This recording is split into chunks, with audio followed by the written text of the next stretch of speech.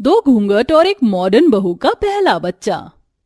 पंडित जी, ये मेरे बेटे की कुंडली है, जरा इसके लिए कोई अच्छी मॉडर्न आज के जमाने में चलने जैसी लड़की के बारे में बताओ। दुर्गेश्वरी इतना कहकर पंडित को कुंडली देती ही है कि वहीं पर वह महेश्वरी को देखती है, जो कि उसकी पड़ोसन और उसकी सहेली होती है। अरे ये यहाँ पर क्या कर रही है? लगता है ये भी यहाँ पर अपने बेटों की कुंडली लेकर आई है ताकि पंडित इसे कोई अच्छी लड़कियां दिखा सके। अरे आओ आओ दुर्गेश्वरी आओ, अच्छी बात है तुम यहाँ पर आई। देखो मैं भी यहाँ पर अपने बेटों की कुंडली लेकर आई हूँ। दोनों बेटे अब जवान हो गए, सोच रही हूँ कि उनके लिए संस्कारी सुशील लड़की घर में लेकर आऊं। अरे हाँ बहन, कह तो सही रही हो। वैसे भी तेरे घर में मॉडर्न बहू क्या ही करेगी, तेरे बेटे तो वैसे ही खेती बाड़ी करते, उनके लिए तो संस्कारी ही लड़कियां सही होंगी जो घर में ही रहें और घर का काम कर सके। मैं तो ऐसी बहू लेकर आऊंगी जो घर और बाहर दोनों का काम कर सके, हर चीज में परफेक्ट हो। बहन सही कहा, जिसकी जैसी सोच तुम्हारी जैसी सोच है वैसे ही अपने लिए बहू ढूंढ रही हूँ, और मेरी जैसी सोच है मैं वैसी ढूंढ रही हूँ। हेलो पंडित जी, आप मेरे लिए संस्कारी नहीं बल्कि मॉडर्न बहू ही ढूंढना जो शहर में पढ़ लिख कर मेरे गांव में मेरे घर पर आए। तभी पंडित 3 लड़कियों की फोटो निकालता है, जिनमें से वह 2 लड़कियों की फोटो तो महेश्वरी को देता है। माहेश्वरी बहन, ये मेरे पास सबसे अच्छी संस्कारी लड़कियां हैं। तुम्हारे बेटों की शादी इनसे होने के बाद तुम्हारे बेटे बहुत खुशी से रहेंगे, और तुम जैसी बहू चाहती हो ये बिल्कुल वैसी ही है। उसके बाद पंडित एक फोटो दुर्गेश्वरी को देता है, जिसमें एक मॉडर्न सी लड़की शॉर्ट कपड़े पहनकर खड़ी होती है। ये एक मॉडर्न लड़की है जो नौकरी भी करती है और अच्छा खासा कमाती भी है। इससे अच्छी लड़की तुम्हारे बेटे के लिए नहीं हो सकती है, जो कि बहुत ही ज्यादा मॉडर्न है और मॉडर्न ही ख्यालातों की है। दुर्गेश्वरी और माहेश्वरी दोनों को ही अपने बेटों के लिए लड़कियां पसंद आ जाती हैं, जिसके बाद वह अपने दोनों बेटों के लिए रिश्ते की बात आगे बढ़ाने को कहती हैं। कुछ दिनों में पंडित रिश्ते की बात को पक्की करवाकर माहेश्वरी और दुर्गेश्वरी के बेटों की शादी करवा देते हैं, जिसके बाद दुर्गेश्वरी के घर में मॉडर्न बहू आती है और माहेश्वरी के घर में 2 घूंघट वाली बहू आ जाती हैं। अरे बहू, इतना बड़ा घूंघट किस लिए कर रखा है? इतने बड़े घूंघट की जरूरत नहीं है, इसे तुम ऊपर कर सकती हो। नहीं माँ जी, मैं अपना घूंघट ऊपर नहीं कर सकती क्योंकि हमारे संस्कारों में ये लागू नहीं है। मेरी माँ ने कहा था कि ससुराल में जाने के बाद तुम्हारा घूंघट हटना नहीं चाहिए। हाँ माँ जी, और हमें हमारे संस्कारों के हिसाब से चलना चाहिए। गायत्री और सुप्रिया की बातें सुनकर माहेश्वरी बहुत खुश होती है, जिसके बाद वो उनसे कहती है, अरे वाह, जैसा मैंने सोचा था तुम बिल्कुल वैसी ही हो। तुम तो बहुत संस्कारी हो, और अगर तुम घूंघट करके रहना चाहती हो तो मुझे कोई दिक्कत नहीं है। यहाँ माहेश्वरी अपनी संस्कारी बहू को पाकर बहुत खुश होती है, तो वहीं दूसरी तरफ दुर्गेश्वरी अपनी मॉडर्न बहू से परेशान होने लगती है। अरे बहू, तू अभी तक यहाँ क्या कर रही है? तूने घर का कोई भी काम नहीं किया? ओह गॉड मम्मी जी, आपने ये सोच भी कैसे लिया कि मैं यहाँ पर काम करूंगी? आपको पता है ना, मैं एक मॉडर्न बहू हूँ और फिर मुझे जॉब पर भी जाना है। श्वेता ऐसा कहकर अपना पर्स उठाती है और शॉर्ट ड्रेस में वहां से चली जाती है। हे भगवान, ये तो पूरे घर को ऐसे ही छोड़कर चली गई। अब घर का काम कौन करेगा? घर में तो मैं ही बची हूँ, इसका मतलब मुझे ही करना पड़ेगा। मेरे बेटे की शादी करवाने का मुझे क्या ही फायदा मिला? दुर्गेश्वरी अपनी बहू के लिए ऐसा सोच रही थी, जिसके चलते अब दुर्गेश्वरी को अपनी बहू के नखरे उठाने पड़ते हैं। ऐसे ही कुछ समय बीत जाता है और अब महेश्वरी की दोनों बहुएं गर्भवती हो जाती हैं। तो इधर दुर्गेश्वरी की बहू भी गर्भवती हो जाती है। दुर्गेश्वरी की बहू श्वेता सारे काम उसी से करवाती है, तो वहीं माहेश्वरी की दोनों घूंघट वाली बहू लंबा घूंघट करने के बाद भी घर के सारे काम फुर्ती से खुद ही करती हैं। मेरी दोनों बहू, तुम तो सारा दिन काम ही करती रहती हो। अभी तो तुमने इतना सारा काम किया था और अब तुम दोनों की दोनों कपड़े धोने में लग गई हो। अरे बस करो, कब तक इतना काम करोगी? ऊपर से तुम्हारा ये 8वां महीना चल रहा है, कहीं तुम्हें कोई परेशानी न हो जाए। अरे नहीं माँ जी, काम करने से तो हमारा शरीर खुला रहेगा, और अगर हम बैठ जाएंगे तो फिर घर के काम हम आपसे थोड़ी ना करवाएंगे। जब तक हमारे हाथ पैर चल रहे हैं तब तक तो हम खुद ही सारे काम कर लेंगे। लेकिन बहू, मैं तुम्हारी मदद करवा सकती हूँ। रहने दीजिए माँ जी, जब हमें आपकी जरूरत पड़ेगी तो हम आपको बता देंगे। गायत्री और सुप्रिया इस तरह से कहकर घर के सारे काम खुद ब खुद करती हैं और एक भी काम को अपनी सास के भरोसे नहीं छोड़ती। तो वहीं दूसरी तरफ श्वेता अपने कमरे में पड़ी रहती है और अपनी सास से कहती है, माँ जी, मेरे पेट में बहुत दर्द हो रहा है, मुझे जरा भी उठा नहीं जा रहा। एक काम कीजिए, मेरे लिए कुछ अच्छा सा बना कर ला दीजिए, मेरा कुछ अच्छा खाने का मन कर रहा है।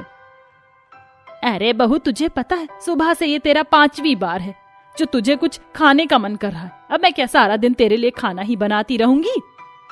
हाँ तो मैं क्या करूं? मेरे पेट में भी तो आपके बेटे का ही अंश पल रहा है। श्वेता ऐसा कहकर अपनी सास की जुबान को बंद करवा देती है, जिसके बाद 1 महीना और बीत जाता है और तीनों बहुओं का 9वां महीना लग जाता है। और एक दिन अचानक ही उन तीनों को लेबर पेन शुरू होता है, जिसके चलते माहेश्वरी और दुर्गेश्वरी उन्हें एक साथ हॉस्पिटल लेकर जाती हैं, जहां पर डॉक्टर उनका चेकअप करने के बाद माहेश्वरी और दुर्गेश्वरी के पास आते हैं। दुर्गेश्वरी जी, ये कहते हुए मुझे बहुत बुरा लग रहा है, लेकिन आपकी बहू और पोते में से हम केवल एक को ही बचा सकते हैं। ये सुनते ही दुर्गेश्वरी के पैरों तले जमीन खिसक जाती है और वह रोने लगती है। तभी माहेश्वरी उसके कंधे पर हाथ रखकर कहती है, और डॉक्टर साहब, आप तो डॉक्टर हो, अगर आप ऐसी बात करोगे तो हम लोगों का क्या होगा? कहते हैं ना, भगवान के बाद दूसरा भगवान इंसान आपको ही मानता है, इसलिए मेरी आपसे हाथ जोड़कर विनती है, बहू और बच्चे दोनों को बचाने की कोशिश कीजिए। माहेश्वरी के कहने पर डॉक्टर वहाँ से चले जाते हैं। कुछ ही देर बाद ओपीडी से बच्चों के रोने की आवाज आती है, लेकिन बच्चा बहुत ज्यादा कमजोर पैदा होता है, इसीलिए उसे मशीन पर लिटा दिया जाता है। माहेश्वरी और दुर्गेश्वरी श्वेता से मिलने जाते हैं तो दुर्गेश्वरी श्वेता से कहती है, बहू, ये कहते हुए मुझे अच्छा नहीं लग रहा, लेकिन मैं मजबूर हूँ, मुझे कहना पड़ रहा है। ये जो बच्चे की हालत हुई है, ये तुम्हारी सिर्फ और सिर्फ आलस की वजह से हुई है। मॉडर्न होने के चलते तुम कुछ भी खाती रही, जरा भी काम नहीं किया, जिसके चलते तुम्हारी बॉडी नहीं खुली, इसलिए बच्चा स्वस्थ पैदा नहीं हुआ। अपने बच्चे की हालत देखकर श्वेता को अपनी गलती का एहसास होता है और वह अपनी सास और उसकी सहेली महेश्वरी से माफी मांगती है। मुझे माफ कर दीजिए माँ जी, आपने बिल्कुल सही कहा था, मुझे इस तरह बर्ताव नहीं करना चाहिए था। मैंने सारे काम आपसे करवाए और यहाँ तक कि मैंने मॉडर्न ख्यालातों में होकर प्रेगनेंसी के समय ड्रिंक भी की, इसीलिए मेरा बच्चा स्वस्थ पैदा नहीं हुआ, लेकिन आज के बाद मैं ऐसा कभी नहीं करूंगी। दुर्गेश्वरी और माहेश्वरी दोनों ही उसे माफ कर देती हैं। इसके बाद माहेश्वरी अपनी दोनों घूंघट वाली बहू के साथ स्वस्थ बच्चों को देखकर बहुत खुश होती है और उनके साथ अपने घर लौट आती है, जहां वह अपनी दोनों बहुओं से कहती है, जैसा कि मेरी दुर्गेश्वरी सहेली की बहू बहुत ही ज्यादा मॉडर्न है, उसी प्रकार तुम कुछ ज्यादा ही संस्कारी हो। देखो, आज के बाद तुम कभी घूंघट नहीं करोगी और संस्कार अपनी जगह रहेंगे। तुम्हें थोड़ा आज के जमाने के हिसाब से भी चलना पड़ेगा। माहेश्वरी की दोनों बहुएं उसकी बात मान लेती हैं और अपना घूंघट हटा देती हैं, जिसके बाद अब माहेश्वरी और दुर्गेश्वरी दोनों अपनी बहू के साथ खुशी खुशी रहने लगती है। क्या मैं भी तुम लोगों के साथ खेल सकती हूँ? नहीं, तुम हमारे साथ नहीं खेल सकती। लेकिन क्यों? तुम बोनी हो और हमारी माँ ने कहा है कि अगर हम तुम्हारे साथ खेलेंगे तो हम भी तुम्हारी तरह बोने रह जाएंगे। बच्चों की बात सुन पल्लवी रोते हुए अपनी दादी के पास जाती है और दादी से गले लग कर रोने लगती है। क्या हुआ मेरी बच्ची, तुम क्यों रो रही हो? दादी, दादी, कोई मेरे साथ नहीं खेलता, कोई मेरा दोस्त नहीं है, सब मुझे बोना बोना कहकर चिढ़ाते हैं। पल्लवी बेटा, जो किसी का मजाक उड़ाता है, किसी पर हंसता है, भगवान उन लोगों को जरूर सजा देते हैं, समझी? चलो अब रोना बंद करो, तुम्हारी दादी है ना, तुम्हारी दादी ही तुम्हारे साथ खेलेगी। इतना कहकर पार्वती अपनी 6 साल की पोती पल्लवी के साथ खेलने लगती है। पल्लवी के माता पिता पल्लवी के पैदा होने के 2 साल बाद ही गुजर गए थे, इसीलिए पल्लवी की दादी ही पल्लवी को पालती है। दिखने में तो पल्लवी काफी सुंदर होती है, लेकिन पल्लवी के बोनेपन की वजह से उसका कोई दोस्त नहीं होता है। आपके हाथ से खाना खाने का तो मजा ही कुछ और है, ऐसा लग रहा है। वैसे दादी, आपसे एक बात पूछूं? हाँ पूछो। उस संदूक में क्या रखा है? आप मुझे कभी भी उस संदूक के पास जाने नहीं देती हो, ऐसा क्यों? बेटा, जब तुम बड़ी हो जाओगी तो मैं तुम्हें खुद बताऊंगी कि उसके अंदर क्या है, लेकिन जब तक मैं ना बोलूं तब तक तुम उसे संदूक के पास नहीं जाओगी। ऐसे ही समय गुजरता है और अब पल्लवी बड़ी हो जाती है। अरे पल्लवी बेटा, इतना तैयार होकर कहाँ जा रही हो? दादी, वो आरती है ना, आज उसकी शादी है तो वहीं जा रही हूँ। इतना कहकर पल्लवी अपनी सहेली आरती की शादी में जाती है। आरती, तुम तो इस जोड़ी में काफी सुंदर लग रही हो, मानो स्वर्ग की अप्सरा धरती पर उतर आई हो। वो तो लगाऊंगी ही ना, पूरे 2 लाख का लहंगा है, ऊपर से मैं क्या कम सुंदर हूँ? मैं भी अपनी शादी में बिल्कुल ऐसा ही लहंगा पहनूंगी। क्या क्या कहा तुमने? तुम अपनी शादी में ऐसा लहंगा पहनोगी? पल्लवी, तुम्हें अच्छा ही मजाक भी कर लेती हो, ये हमें भी नहीं पता था। तुमने कभी अपने आप को आईने में देखा है? ढंग से 3 फुट की भी नहीं हो और आई शादी का लहंगा पहनने वाली। शोभा बिल्कुल ठीक कह रही है, तुम तो जिंदगी भर कुंवारी रहने वाली हो। मैं तुम दोनों को अपना सच्चा दोस्त मानती थी, लेकिन मुझे नहीं पता था कि तुम दोनों मेरे बोनेपन का ऐसा मजाक उड़ाओगे। मुझे तुम दोनों से कोई दोस्ती नहीं रखनी, जा रही हूं मैं। पल्लवी रोती हुई अपने घर आ जाती है और अपनी दादी को सारी बातें बताती है। बस कर मेरी बच्ची, और कितना रोएगी? लोगों की बातों को अनसुना करना सीख।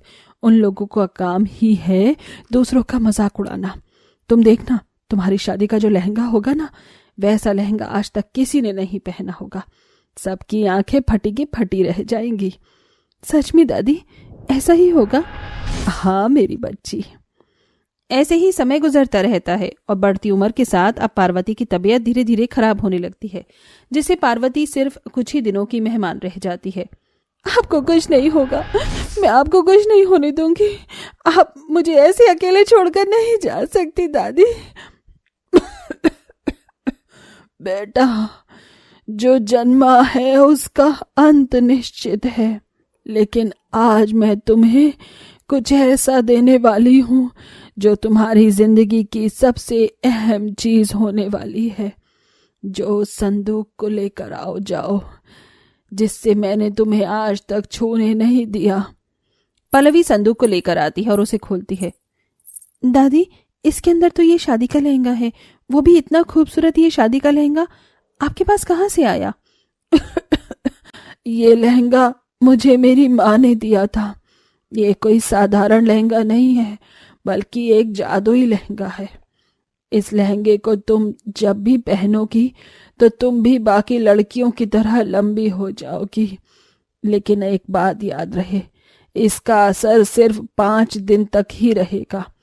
हर 5 दिन में तुम्हें इस लहंगे को एक बार पहनना होगा।